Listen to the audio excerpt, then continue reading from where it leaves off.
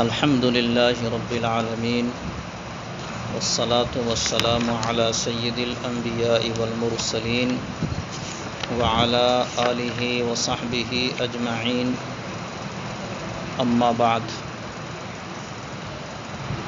فقد قال الله تبارك وتعالى إذا السماء انشقت وأذنت لربها وحقت وإذا الأرض مدت وألقت ما فيها وتخلت وأذنت لربها وحقت يا أيها الإنسان إنك كادح إلى ربك كدحا فملاقيه فأما من أوتي كتابه بيمينه فسوف يحاسب حسابا يسيرا وينقلب إلى أهله مسرورا وأما من أوتي كتابه وراء ظهره فسوف يدعو ثبورا ويصلى سعيرا إنه كان في أهله مسرورا إنه ظن أن لن يحور بلى إن ربه كان به بصيرا فلا أقسم بالشفق والليل وما وسق والقمر إذا اتسق لتركبن طبقا عن طبق فما لهم لا يؤمنون وإذا قرئ عليهم القرآن لا يسجدون بل الذين كفروا يكذبون والله أعلم بما يوعون فبشرهم بعذاب أليم إلا الذين آمنوا وعملوا الصالحات لهم أجر غير ممنون صدق اللہ العظیم۔ یہ سورہ انشقاق ہے۔ ہر سورہ کا ایک خاص مضمون ہوا کرتا ہے اور ہر سورہ میں ایک خاص مرکزی مضمون کی طرف توجہ دلائی جاتی ہے۔ مثلا کسی سورت میں توحید کے عنوان پر گفتگو ہوتی ہے، کسی سورت میں قیامت کے عنوان پر بات ہوتی ہے اور کسی سورت میں دنیا میں جو اللہ تعالیٰ کے احکامات ہیں، نماز ہے، روزے ہیں اور زندگی کے دیگر معاملات ہیں، ان کے مسائل اور احکامات بیان کیے جاتے ہیں۔ قریب ہو جاؤ، 2-3 آدمی ہے تو بات اسی انداز سے کر لیں گے۔ تو اس صورت میں دراصل آخرت کے عنوان کو بیان کیا گیا ہے، آخرت کے عنوان پر گفتگو کی گئی ہے۔ سب سے پہلے جو بیان فرمایا وہ یہ ہے کہ اذا السماء انشقت، آخرت جب قیامت قائم ہوگی تو 2 نفخے پھونکے جائیں گے، 2 بار سور پھونکی جائے گی۔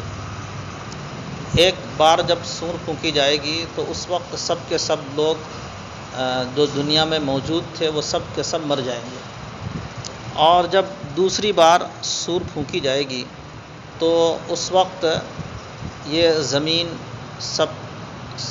زمین کے اندر جو لوگ بھی مر چکے تھے اس وقت جو مر چکے تھے اور اس کے بعد جو مر چکے تھے سب کے سب باہر نکل آئیں گے، اور اسی طرح سے زمین بھی پھیل جائے گی، اسی طرح سے آسمان پھٹ پڑے گا اور اس کے اندر راستے بن جائیں گے جس سے فرشتے میدان محشر میں حاضر ہونے لگے۔ تو اسی بات کو یہاں بیان کیا گیا، گویا کہ اذا السماء انشقت، یعنی جب دوسری بار سور پھونکی جائے گی تو آسمان پھٹ پڑے گا۔ وَأَذِنَتْ لِرَبِّهَا وَحُقَّتْ، اذنت کے معنی آتے ہیں اجازت دینے کے بھی آتے ہیں، اور اذنت کے معنی آتے ہیں سننے کے بھی۔ اور جب آدمی اجازت دیتا ہے تو وہ پہلے کسی چیز کو سنتا ہے پھر اس کی اجازت دیتا ہے۔ اسی طرح سے ایک حدیث میں ہے ما اذن اللہ ما اذن النبی یتغنی بالقرآن، اللہ اتنے رضا کے ساتھ کسی چیز کو نہیں سنتا ہے جتنی رضامندی کے ساتھ اللہ تعالیٰ اس نبی کے کلام کو سنتا ہے جو کلام اللہ کی تلاوت کرتا ہے۔ تو وہاں پر بھی اذینہ کا لفظ ہے۔ اسی طرح سے یہاں پر بیان فرمایا کہ اذا السماء انشقت، جب آسمان پھٹ پڑے گا، وَأَذِنَتْ لِرَبِّهَا، اور وہ اپنے رب کے حکم کو آسمان سن لے گا. یعنی اللہ تعالیٰ اس کو جو پھٹنے کا حکم دے گا، اس پھٹنے کے حکم کو یہ آسمان سن لے گا، اور سننے کا مطلب اس حکم کو مان کر پھٹ پڑے گا. ایسا نہیں ہوگا کہ آسمان کو اللہ تعالیٰ حکم دے اور وہ اس حکم کو نہ مانے اور نہ پھٹے، ایسا نہیں ہوگا. تو اللہ تعالیٰ کہ جو آسمان کو حکم دے گا اس حکم کو سن لے گا. یہ جو حکم کو سننا ہے یہ دو طرح کا ہوتا ہے، ایک کا نام ہے تشریعی اور ایک کا نام ہے تکوینی. اللہ تعالیٰ کچھ ایسی چیزیں ہیں جو تکوینی احکامات ہیں، اور تکوینی احکام کا مطلب یہ ہوگا کہ اللہ نے جو جس چیز پر متعین کر دیا ہے اس کے خلاف کبھی نہیں ہوگا. مثلا 29 یا 30 کے بعد چاند نکلتا ہے، یہ تکوینی نظام کے تحت. ایسا نہیں ہوگا کہ کبھی چاند جو ہے پہلے 25 کو نکل آئے، ایسا نہیں ہوگا. اسی طرح سے صبح کے وقت روشنی ہوتی ہے، پھر اس کے بعد سورج نکلتا ہے. کبھی ایسا نہ ہو کہ کیا کہتے ہیں سورج نہ نکلے، بادل وغیرہ کی وجہ سے نظر نہ آئے الگ چیز ہے، لیکن نکلتا ہمیشہ ہے. تو اللہ تعالیٰ کا یہ تکوینی نظام کے تحت ہے. ہوا پورے فضا میں ہوا بھری ہوئی ہے، کبھی ایسا نہیں ہو سکتا ہے کہ یہ ہوا سے فضا کیا ہو جائے، خالی ہو جائے. تو یہ تکوینی نظام کے تحت ہے. اور ایک ہے تشریعی نظام کے تحت. تشریعی نظام کا مطلب ہوتا ہے کہ اللہ تعالیٰ نے حکم تو دے دیا ہے کہ کرنا ہے، لیکن یہ اختیار دیا ہے کہ کرو گے تو ٹھیک ہے، نہیں کرو گے تو کوئی بات نہیں ہے، لیکن کرو گے تو اللہ راضی ہوگا، اس کو بدلہ دے گا، اور نہیں کرو گے تو اللہ ناراض ہوگا، اس کو تم کو سزا دے گا. یہ ہے تشریعی حکم. تو یہاں جو آسمان اپنے رب کے حکم کو مان لے گا، یہ تشریعی بھی ہو سکتا ہے اور تکوینی بھی ہو سکتا ہے. تکوینی تو ہم جانتے ہی ہیں، آسمان زمین کے انسان اور جن کے علاوہ جتنی بھی مخلوق ہے وہ اپنے اپنے کام کر رہی ہے، لیکن وہ تکوینی نظام کے تحت کام کر رہی ہے، وہ تشریعی نظام کے تحت نہیں ہے. انسان جو مومنین ہیں وہ صرف تشریعی نظام کے تحت کر رہے ہیں، ورنہ تمام مخلوقات جو کر رہی ہیں، کھیتی ہوتی ہے اور کسان کھیت کو میں ہل چلاتا ہے، کھیت کو قابل کاشت بناتا ہے، پھر اس میں دانہ ڈالتا ہے، دانہ اگتا ہے، دانہ پکتا ہے، اور پھر لوگ اس کو روٹی بناتے ہیں، لوگ کھاتے ہیں. یہ سب جو ہے تکوینی نظام کے تحت. ایسا نہیں ہوگا کہ کھیت میں دانہ ڈالے اور دانہ نہ ہوگے، سمجھ میں ایسا نہیں ہوگا. ہاں کچھ کمی ہو سکتی ہے زمین کے کاشت میں، زمین کے تیار کرنے میں، اور کبھی اس کے خلاف بھی ہو سکتا ہے، اللہ کی مرضی ہے. لیکن یہ ایک نظام کے تحت جو تو ہوتا رہتا ہے. غیر مسلم کرے گا تو بھی ہوگا، مسلمان کرے گا تو بھی ہوگا، سمجھ میں. تو یہ تشریعی نظام ہے. یہ آسمان کو اللہ تعالیٰ حکم دے گا، آسمان پھٹ پڑے گا اور آسمان اپنے رب کے حکم کو مان لے گا. یہ حکم کون سا حکم ہوگا، تشریعی ہوگا یا تکوینی ہوگا؟ تو غالب تو یہ ہے کہ تکوینی ہی ہو، اور اللہ تعالیٰ نے اس پر پھٹنے پر اس وقت مقرر کر دیا ہو اور اس کو پھٹنا ہی ہے. لیکن یہ بھی احتمال ہے کہ یہ تشریعی نظام ہو، یعنی اللہ تعالیٰ نے اس کے اندر تکلیف یعنی مکلف ہونے کی جو صلاحیت ہے وہ صلاحیت پیدا کر دے آسمان کو، اور مکلف ہونے کے صلاحیت پیدا کرنے کے بعد اس کو اللہ تعالیٰ تشریعی حکم دے. اور تشریعی حکم کے بعد اللہ تعالیٰ لیکن آسمان اللہ کے اس تشریعی حکم پر عمل درآمد کر لے، جیسا کہ نیک انبیاء اور اولیاء اور صالح مومنین اللہ کے تشریعی نظام کے مطابق اپنا عمل پیش کرتے ہیں، اسی طرح سے آسمان بھی اپنا عمل پیش کرے. سمجھ میں آ گیا؟ وہ حقت، اور وہ اس لائق بھی ہے. یعنی چونکہ آسمان محکوم ہے، مملوک ہے، وہ تابع ہے، وہ مخلوق ہے، اور اللہ خالق ہے. تو جب اللہ نے حکم دیا ہے تو وہ اس لائق ہے کہ اللہ کے حکم کو وہ سن لے، اللہ کے حکم کو مان لے. تو جب آسمان پھٹ پڑے گا اور اپنے رب کے حکم کو تشریعی یا تکوینی حکم کو مان لے گا وہ حقت، اور آسمان اس لائق ہے کہ وہ اپنے رب کے حکم کو مان لے۔ بات سمجھ میں آ گئی؟ وَإِذَا الْأَرْضُ مُدَّتْ، اب آسمان کے بارے میں کہا گیا، اور پھر قیامت میں یہ کہا گیا کہ زمین کو پھیلا دیا جائے گا۔ بعض روایتوں میں ہے کہ جس طرح سے چمڑے کو کھینچ کر پھیلا دیا جاتا ہے، اسی طرح سے زمین کو بھی کیا کر دیا جائے گا؟ پھیلا دیا جائے گا، اور ایک دوسری زمین معلوم ہونے لگے گی اسی میدان میں، اسی زمین پر جو پھیل جائے گی پورے کے پورے، یہاں پر میدان محشر قائم ہوگا، اور پھر یہاں عدل و انصاف کا نظام قائم ہوگا۔ تو وَإِذَا الْأَرْضُ مُدَّتْ، زمین کو پھیلا دیا جائے گا، اس لیے کہ آدم علیہ السلام سے لے کر کے قیامت تک کتنے لوگ اس دنیا میں آ چکے ہوں گے، اور ابھی ہی لوگ کہتے ہیں کہ آبادی گھنی ہوتی جا رہی ہے۔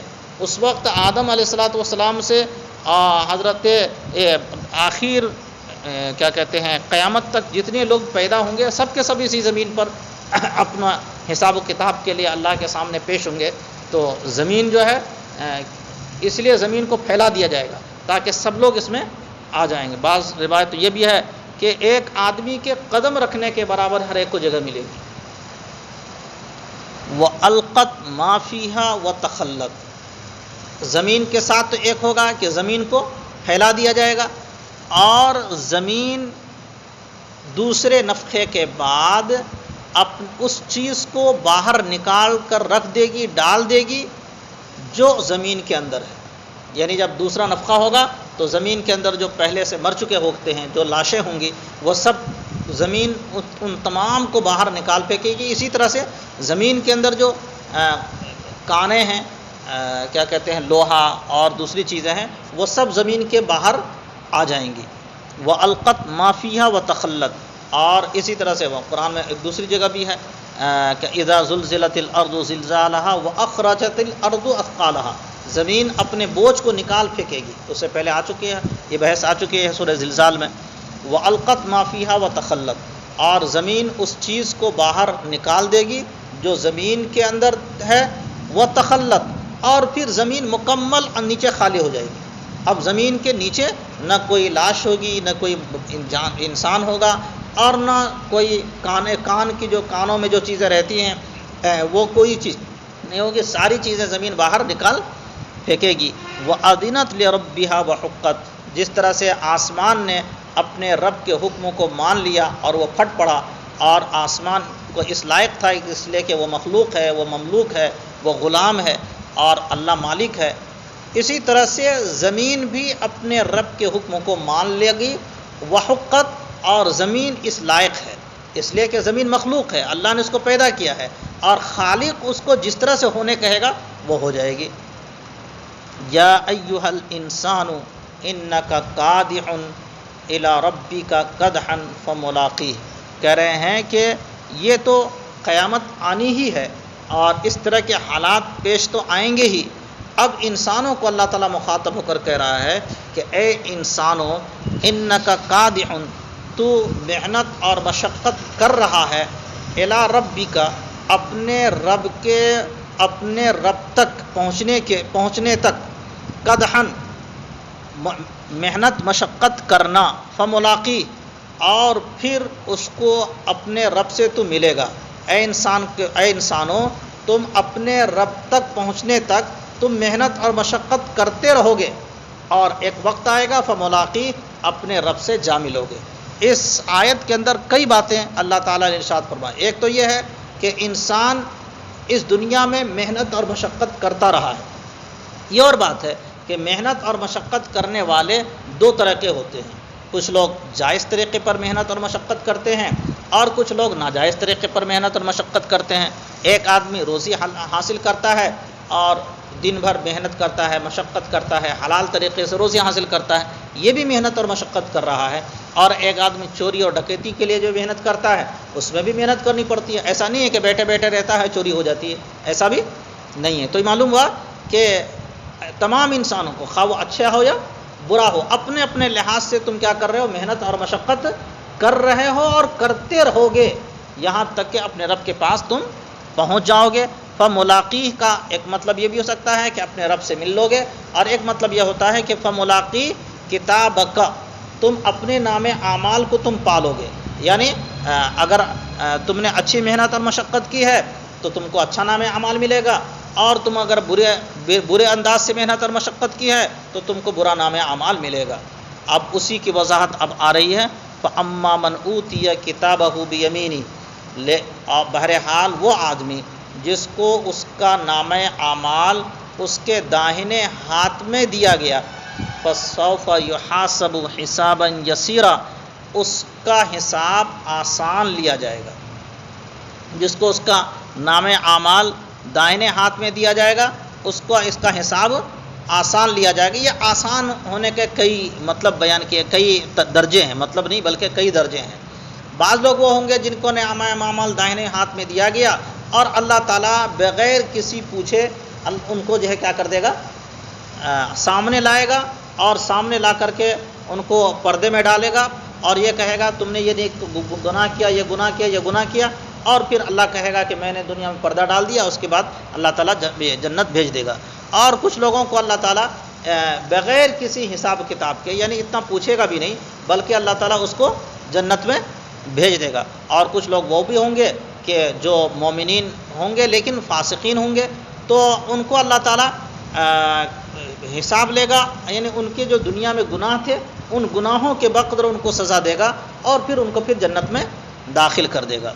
وَيَنْقَلِبُ، تو وہ حساب، اس کا حساب آسان لیا جائے گا۔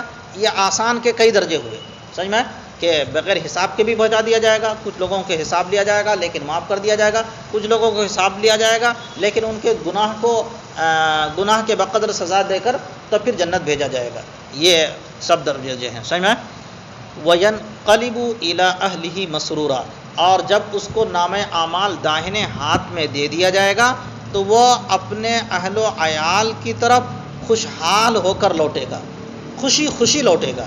یہ اپنے اہل و عیال کی طرف خوشی خوشی لوٹنے کا ایک مطلب تو یہ ہو سکتا ہے، یہ اپنے اہل و عیال کون ہیں؟